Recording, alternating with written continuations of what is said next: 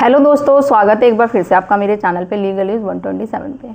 दोस्तों, मैं जैसे हमेशा बोलती हूँ, जब भी पत्नी 498 का केस करती है और वो झूठा केस है, आपको पता है, तो आपको घबराने की ज़रूरत नहीं है कि जो बर्डन होता है ना, जो भी केस करता है, पत्नी ने आप पे झूठा केस किया है तो सारा जो बर्डन होगा उस पर ही होगा, क्योंकि उसको साबित करना पड़ेगा कि उसने उसके साथ क्रूरता हुई है, मेंटली फिजिकली परेशान हुई है, वो पीड़ित है, पति ने उसके ससुराल वालों ने उसे परेशान किया है, तो साबित उसको करना पड़ेगा। जो केस वो कर रही है, जो भी एलिगेशन लगा रही है, तो साबित करना पड़ेगा। नहीं साबित कर पाएगी तो केस डिसमिस हो जाएगा। और इससे पहले मैंने एक जजमेंट भी अभी वीडियो बनाया था 2-3 दिन पहले, आप चैनल पे जाके देखिएगा। पत्नी साबित नहीं कर पाएगी तो मेंटेनेंस देने की भी हकदार नहीं है। फिर ये साबित हो जाएगा बिल्कुल कि वो झूठ बोल रही है, सिर्फ उससे बदला लेने के लिए या ईगो के चक्कर में, या फिर अपनी डिमांड पूरा करना चाहती है, इस चक्कर में उसने पति को, ससुराल वालों को फंसाया है। अब आज की वीडियो में मैं एक ऐसे जजमेंट के बारे में बात करूंगी जो बहुत ज़्यादा इम्पोर्टेंट है।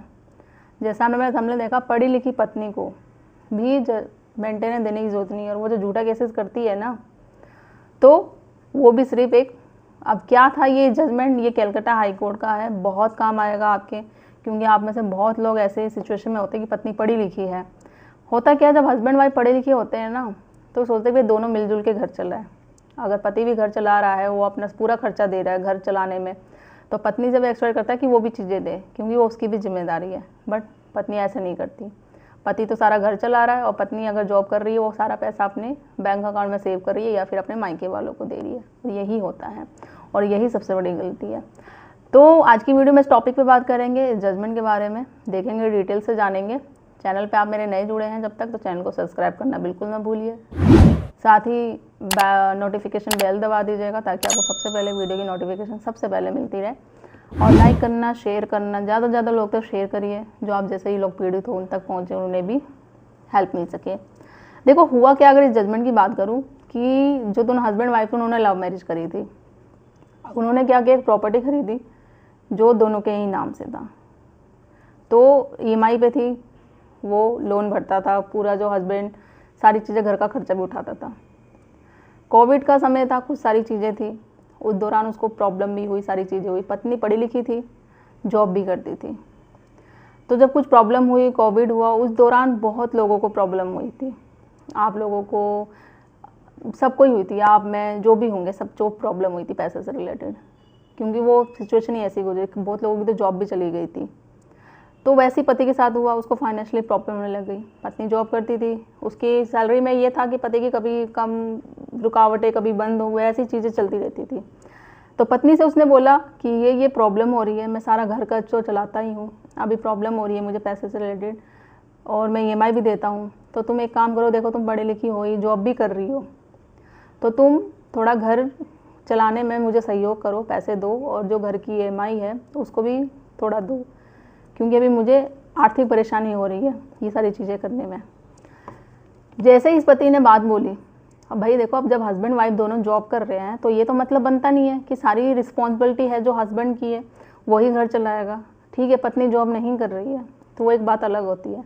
हाँ, बट जब वो पढ़ी लिखी है, उसके बावजूद अगर वो जॉब कर सकती है, फिर भी वो जॉब नहीं कर रही है जानबूझकर, क्योंकि वो करना ही नहीं चाहती है, तो वही उसकी गलत है। आप बोल सकते हो कि भाई आप जॉब करो जाके, आप पढ़े लिखे हो, पढ़े लिखे होने का आपका फ़ायदा क्या है।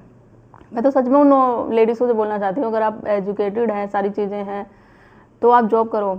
मानती हूँ बहुत सारे ससुराल वाले ऐसे भी होते हैं जो जॉब करने नहीं देते हैं, वो एक सिचुएशन अलग होती है। बट जब आप हस्बैंड वाइफ सिर्फ साथ में रह रहे हो, या आपके ससुराल वाले भी अच्छे हैं, ओपन माइंडेड है, वो आपको जॉब करने से नहीं रोकते, तो फिर क्यों नहीं करते हो। अब इस सिचुएशन में क्या हो, पत्नी को जब बोला, पत्नी को बुरा लग गया, भड़क गई। 498 का उसने कंप्लेंट कर दिया दहेज का, कि पति मुझे प्रताड़ित करता है, मारता है, पीटता है, और मुझसे पैसे मांगता है घर चलाने के लिए और घर की EMI भरने के लिए। जब केस हुआ, चार्जशीट पेश हुई, तो पति क्या करा, हाई कोर्ट पहुँच गया। उसने सारी बातें रखी कि ऐसे ऐसे प्रॉब्लम हो रही है, पत्नी पढ़ी लिखी है, पढ़ी लिखी होने के बावजूद मुझे कुछ पैसे की प्रॉब्लम हो रही है।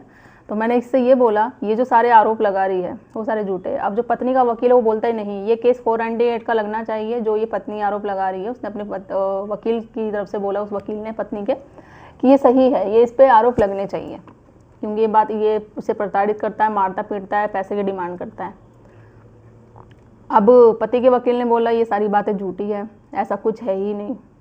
पति को प्रॉब्लम हो रही थी, पत्नी पढ़ी लिखी है, वो दोनों ने प्रॉपर्टी ली, दोनों के नाम से ही है। पति अब तक सारी चीज़ें कर रहा था, घर का चला रहा था, प्रॉपर्टी की जो भी लोन है वो सारी EMI चुका रहा था। बस कुछ प्रॉब्लम हुई, बस पति ने ये कहा कि तुम घर खर्च में कुछ सहयोग करो, पैसे दो, और जो लोन है EMI का उसमें भी थोड़ा सहयोग करो, आर्थिक सहयोग करो। तो इस चीज़ को लेके उसने ये केस कर दिया। अब सबसे बड़ी बात ये है कि दूसरा पॉइंट ये भी था पत्नी की तरफ से कि वो जो चीज़ें आरोप लगा रही थी, कह रही थी कि मुझे दहेज मांगा जाता है, सारी चीज़ें, ये मेरे साथ मारपीट हुई है, कोई भी प्रूफ नहीं था, वो साबित कर ही नहीं पा रही थी ना उसका वकील। अगर मारपीट की गई है, भैया उसको चोट तो लगी होगी, मेडिकल कहाँ है, कोई मेडिकल नहीं। वो जो एलिगेशन लगा रही है उसको दहेज के लिए बोलते हैं, करते हैं चीज़ें, तो वो नहीं।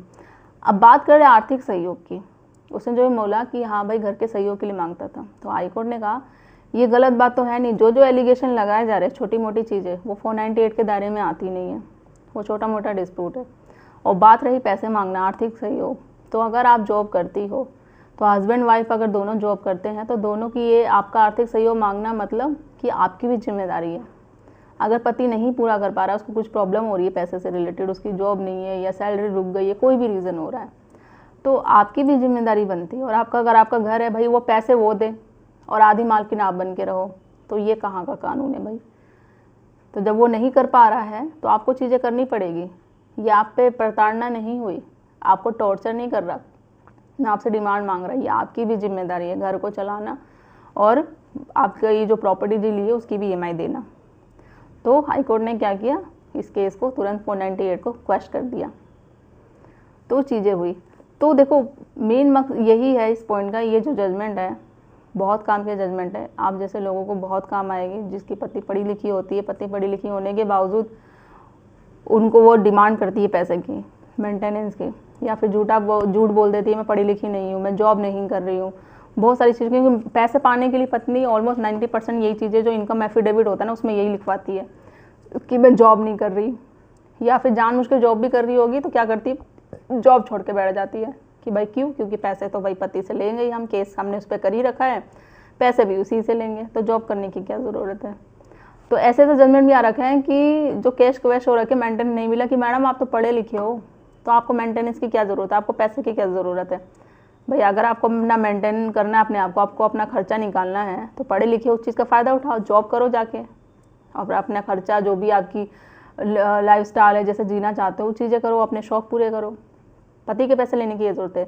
वैसे तो पति से दुश्मनी है कि मैं उसको ये कर दूंगी, वो कर दूंगी, उसको देखना नहीं चाहती, उसको पूरे केस में फंसा दूंगी, बट उसके पैसों से दुश्मनी नहीं है, पैसे ज़रूर लेने हैं। तो आपके पास भी पूरे अधिकार है, राइट्स हैं, बस जानने की ज़रूरत है। ऐसा जजमेंट बहुत है, आप मेरे चैनल पर जाके देखना, आपको मिल जाएंगे। मेंटेनेंस से रिलेटेड टॉपिक वीडियो होगा, उस पर देखना। बाकी अभी ये भी जो जजमेंट है ये भी काम आएगा। और जजमेंट नहीं भी होता ना, मैं हमेशा बात बोलती हूँ, जजमेंट पर डिपेंड रहने की ज़रूरत नहीं है। जजमेंट उन्हीं लोगों का बनता है जो आप जैसे लोग होते हैं पीड़ित। तो आप भी अपना जजमेंट बना सकते हैं। ये जो जजमेंट का नाम है आप स्क्रीन पर देख लीजिएगा, शो कर रहेगा display, doctor Hiralal corner and where is the state of west of Bengal. तो गूगल पे आप नॉर्मली फाइंड करना, आपको मिल जाएगा। अगर हो सके तो मैं डिस्क्रिप्शन में शेयर कर दूँगी, अदरवाइज आप गूगल से ले सकते हैं। होता क्या है ना कि काफ़ी चीज़ें होती है प्रॉब्लम, मुझे टाइम मिला तो मैं डेफिनेटली कर दूँगी, नहीं तो गूगल से आपको मिल जाएगा। ठीक है, तो ज़्यादा से ज़्यादा लोग तक शेयर करिए जो आप जैसे लोग पीड़ित हो। और अब आपको घबराने की ज़रूरत नहीं है। मैं हमेशा बोलती हूँ जब भी 490 का केस होती है, को कोर्ट ऑफ बर्डन होता है, जो केस कर रहा है ना उस पर बर्डन होता है, उसको साबित करना पड़ेगा, उसको प्रूव करना पड़ेगा जो वो बोल रही है, जो वो आरोप लगा रही है, जो वो केस लगा रही है कि वो सही है। साबित नहीं कर पाएगी तो कैश क्वैश हो जाएगा। तो आपको टेंशन लेने की, आपको अपने बर्डन पे लेने की ज़रूरत नहीं है, पत्नी को वो लेने की ज़रूरत पड़ेगी, क्योंकि उसने वो केस लगाया, उसने वो आरोप लगाया। और मेंटेनेंस ना देने की भी बहुत सारे रीज़न। अब तो साबित ये भी हो गया पढ़ी लिखी है तो उसको भी घर का खर्च देना पड़ेगा, जिम्मेदारी उसको भी अपनी उठानी पड़ेगी। ये नहीं कि वो अपनी सैलरी अपने बैंक अकाउंट में रखे या अपने मायके वालों को दे और सारी जिम्मेदारी आप उठाओ, तो ऐसा नहीं है। तो आशा करती हूँ वीडियो पसंद आई होगी, तो ज़्यादा से ज़्यादा तो शेयर कर दीजिए। चैनल को सब्सक्राइब करना बिल्कुल मत भूलिएगा। जल्दी मिलती हूँ मैं कैसे इन्फॉर्मेटिव वीडियो के साथ, तब तक के लिए थैंक यू।